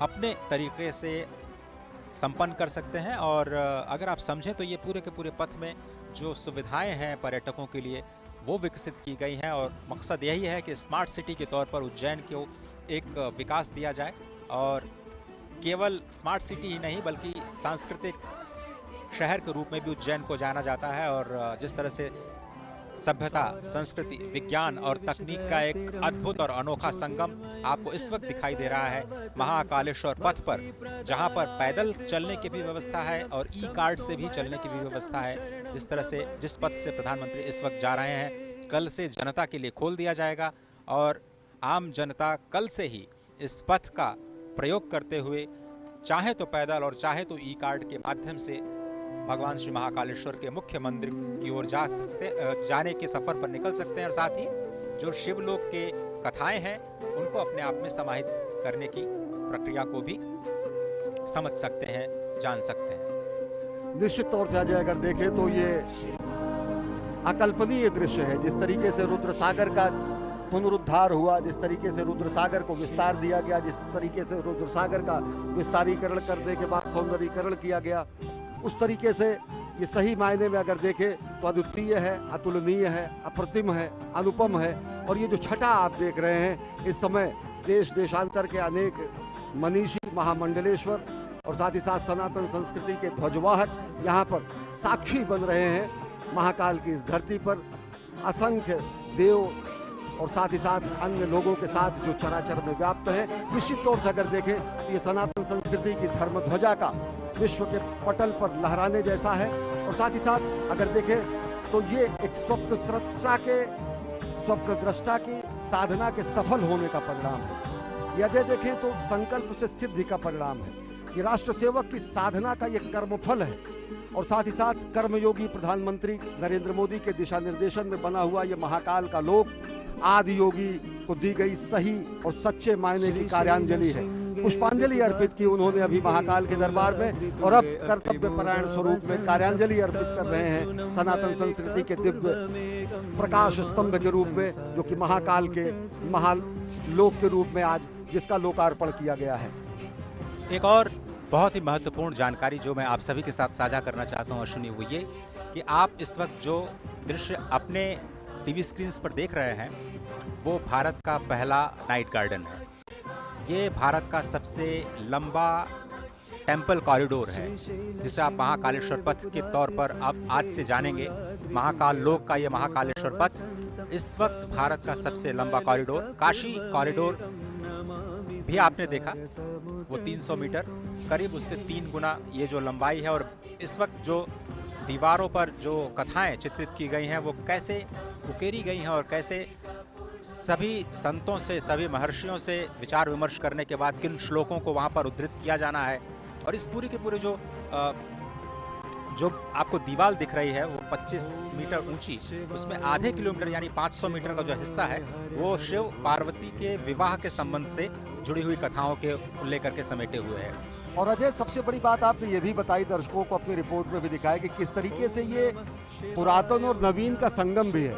इन सभी भित्ति चित्रों पर उससे संदर्भित एक बारकोड लगाया गया है। उस बारकोड को कोई भी श्रद्धालु, कोई भी दर्शनार्थी आके उसको स्कैन कर सकता है, और अगर जब वो स्कैन करेगा तो सीधे वो वेब संजाल के वेब पेज के उस वेब पेज पर पहुंच जाएगा, जो कि जहां पर उससे संदर्भित कथा कही गई है। तो पूरा का पूरा शिव पुराण के पुरातन स्वरूप को नवीनतम रूप में व्याख्यायित करते हुए, और ये 108 स्तंभों की जो ये वलयावली है, जो ये अहोरात्र चलने वाला महायज्ञ जैसा है, जो असंख्य दीपों से सुसज्जित इस समय उज्जैनी है, निश्चित तौर से अगर इसका साक्षी बनने के लिए हम, आप और साथ ही साथ ये समूचे सनातन संस्कृति के लोग धन्य हैं, क्योंकि ये एक तरीके से कायांतरण है।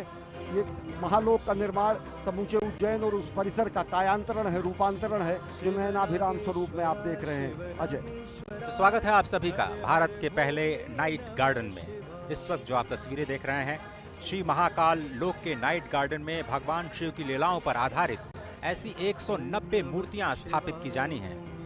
2 चरणों में ये कार्यक्रम संपन्न होना है। अभी तो सिर्फ पहला चरण पूरा हुआ है।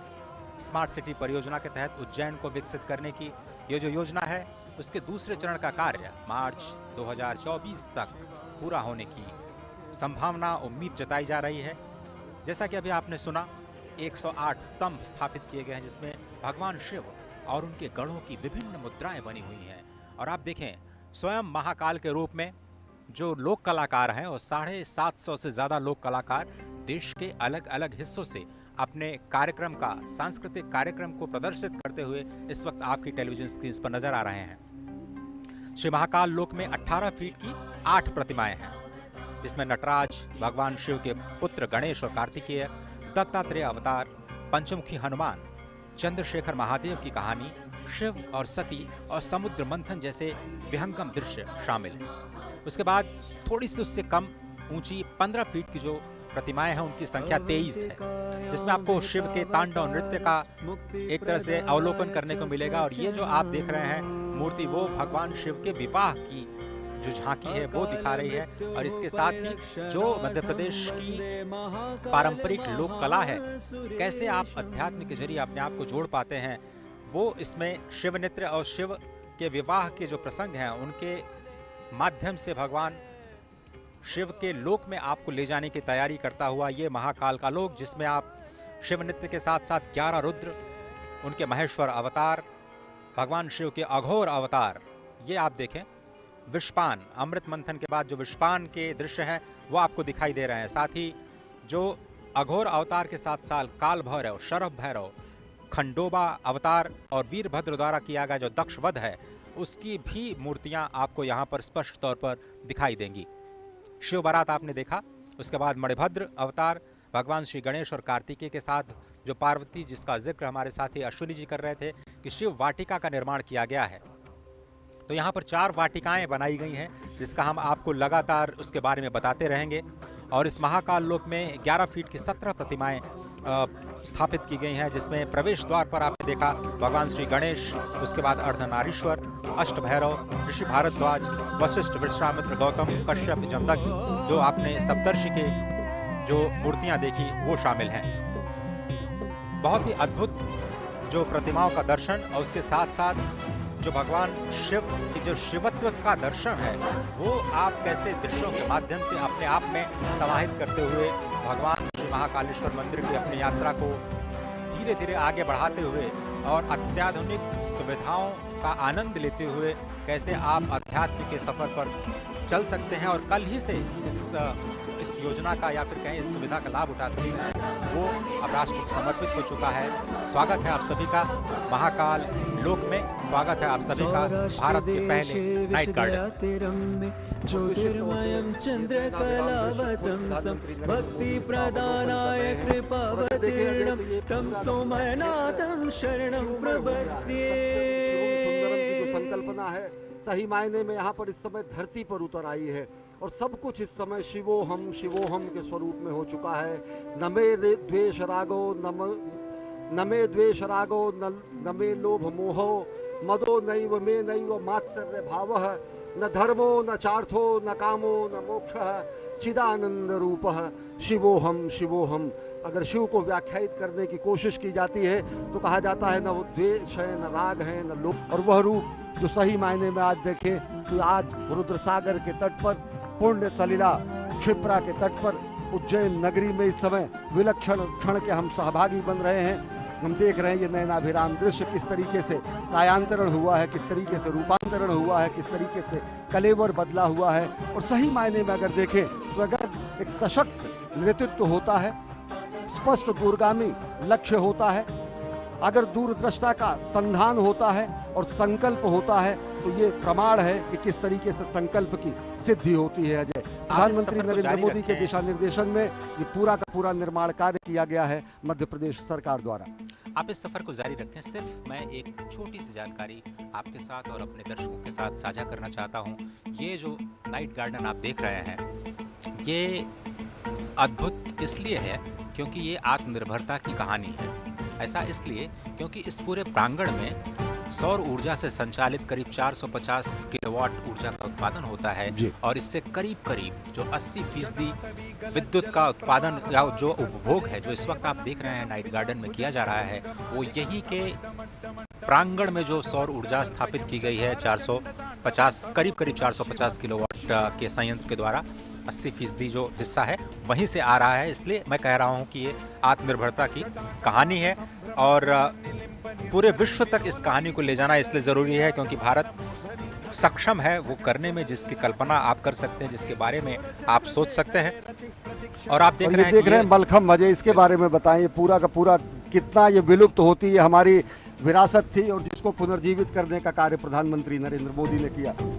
और ये बहुत ही अद्भुत, ये माधव न्यास संचालित जो मलखम्ब की पूरी प्रक्रिया है वो आप इस वक्त देख रहे हैं और यही इसी संस्थान का जो छात्र हैं, छोटे छोटे छात्र हैं, वो राष्ट्रीय स्तर पर अपनी एक अलग पहचान भी बना चुके हैं और यहाँ के कई जो छात्र हैं वो स्वर्ण पदक विजेता भी हैं राष्ट्रीय खेलों में, जो मलखम्ब से संबंधित जो प्रतियोगिताएं होती हैं। तो अजय, इसके बगल ही भारत माता का मंदिर है जहाँ पर मलखम्ब के बच्चों को शिक्षा दीक्षा दी जाती है। उसके बगल में ही आद्य द्वितीय गुरु संघ चालक को संबंधित और उनको लिए समर्पित माधव सेवाश्रम है।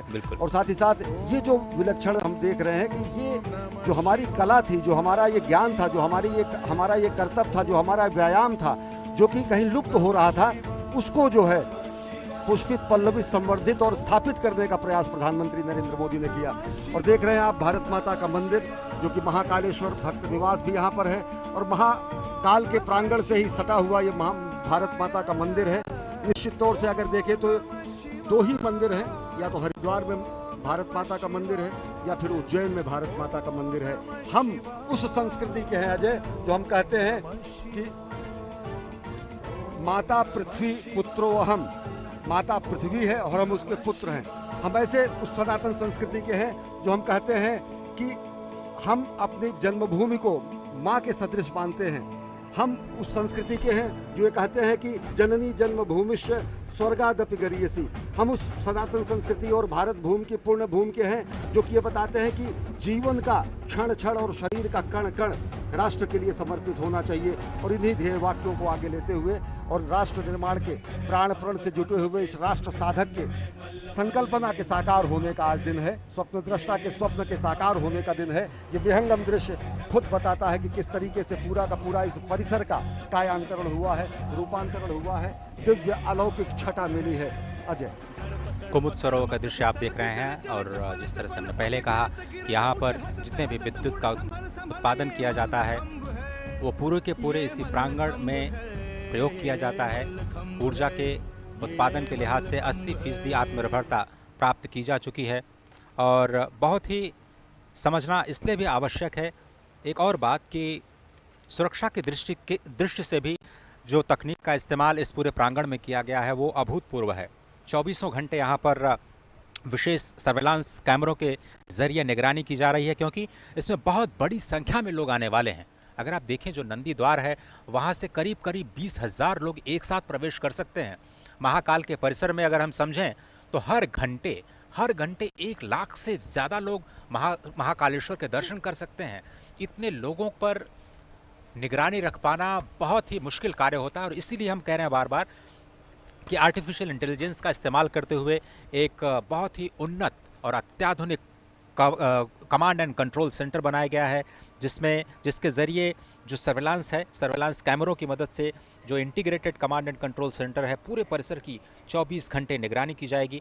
और इस परियोजना का जो पूरा उद्देश्य है इस क्षेत्र में जो भीड़ भाड़ पहले थी उसको कम करना और किस तरह से जो विरासत संरचनाओं का संरक्षण करना और साथ ही साथ जो इस परियोजना के विस्तार के जरिए यहाँ पर पर्यटन को बढ़ावा देना है, अर्थव्यवस्था को भी बढ़ावा देना है, आत्मनिर्भरता को भी बढ़ावा देना है, समृद्धि को भी हमें दिखाना है, अपने सांस्कृतिक धरोहर को सहेजना भी है। इन सभी कार्यों का जो संगम है वो आपको इस महाकाल के इस नए लोक में इस वक्त भारत के पहले नाइट गार्डन के रूप में एक विहंगम दृश्य के रूप में, जिसमें इस वक्त आप रुद्र सरोवर के साथ साथ महाराज विक्रमादित्य का टीले के साथ साथ आप देख रहे हैं ये दृश्य, जो आप या फिर कहें कि भारत माता के मंदिर के साथ साथ जो मंदिर का मुख्य शिखर है वो भी आपको बहुत ही आसानी से दिख रहा है।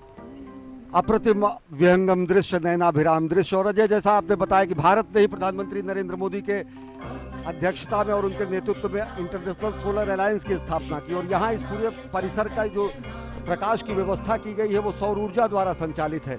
ये होता है दूरदृष्टि और ये होता है स्वप्न दृष्टा के स्वप्न का साकार होना। निश्चित तौर से अगर देखें तो भारतीय संस्कृति और भारतीय जो संस्कृति के पुनर्स्थापना का जो ये संक्रांति काल है इसको इस रूप में देखा जा सकता है। वास्तव में ये सांस्कृतिक पुनर्जागरण का काल है। हमने वो दौर भी देखा जब भारत भारतीयता के नाम से लोग मुंह छिपाते और मुंह चुराते हुए भी शासन करते हुए लोग दिखे, लेकिन आज गर्व से सबको अपने में एक रक्षा सूत्र के रूप में समेटे हुए भारत भारतीयता का जयगान और जयघोष करते हुए विश्व के पटल पर एक नए भारत का अभ्युदय हो रहा है और वो प्रधानमंत्री नरेंद्र मोदी के सबल सशक्त नेतृत्व में हो रहा है। निश्चित तौर से दुनिया देख रही है भारत के नए शक्तिबोध को, दुनिया आज देख रही है भारत के नए सौंदर्य बोध को, दुनिया देख रही है आज भारत के नए अभ्युदय को। और निश्चित तौर से अगर देखें तो भारत भारतीयता को भारत भारतीयता को किसी धर्म विशेष के रूप में नहीं व्याख्यायित किया जा सकता है। भारत भारतीयता को किसी एक रूप में नहीं व्याख्यायित किया जा सकता है।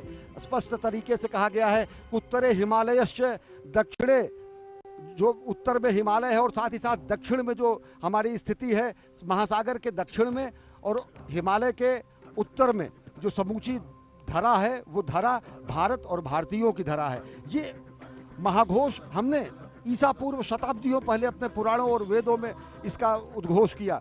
निश्चित तौर से अगर देखें तो आज नैनाभिराम छटा देखकर विश्व गदगद होगा, सनातन संस्कृति भारत भारतीयता आज आह्लादित होगी और निश्चित तौर से भारत के नए अभ्युदय का दिन है।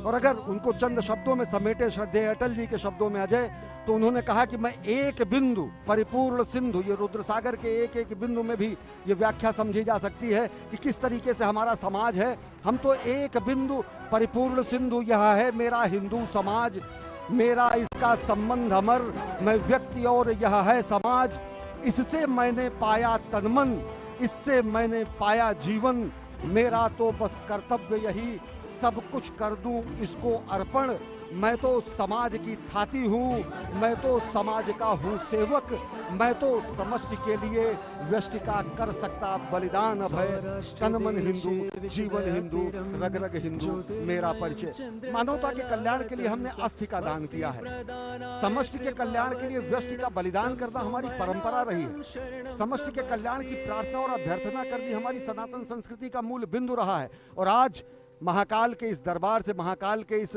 महालोक के लोकार्पण और विश्वार्पण के बाद दुनिया देख रही है कि किस तरीके से भारत और भारतीयता विश्व पटल पर नए स्वरूप में अभ्युदय हो रहा है। उसका नए नेतृत्व, सबल सशक्त नेतृत्व में भारत और भारतीयता जगत गुरु बनने की तरफ अग्रसर है। अजय, सीधा प्रसारण आप उज्जैन से देख रहे थे। इस दृश्य को क्या कहा जाए, नैनाभिराम दृश्य, और पूरा ब्यौरा सुना रहे थे हमारे दो सहयोगी अजय मिश्र और अश्विनी मिश्र। और अब से कुछ ही देर पहले प्रधानमंत्री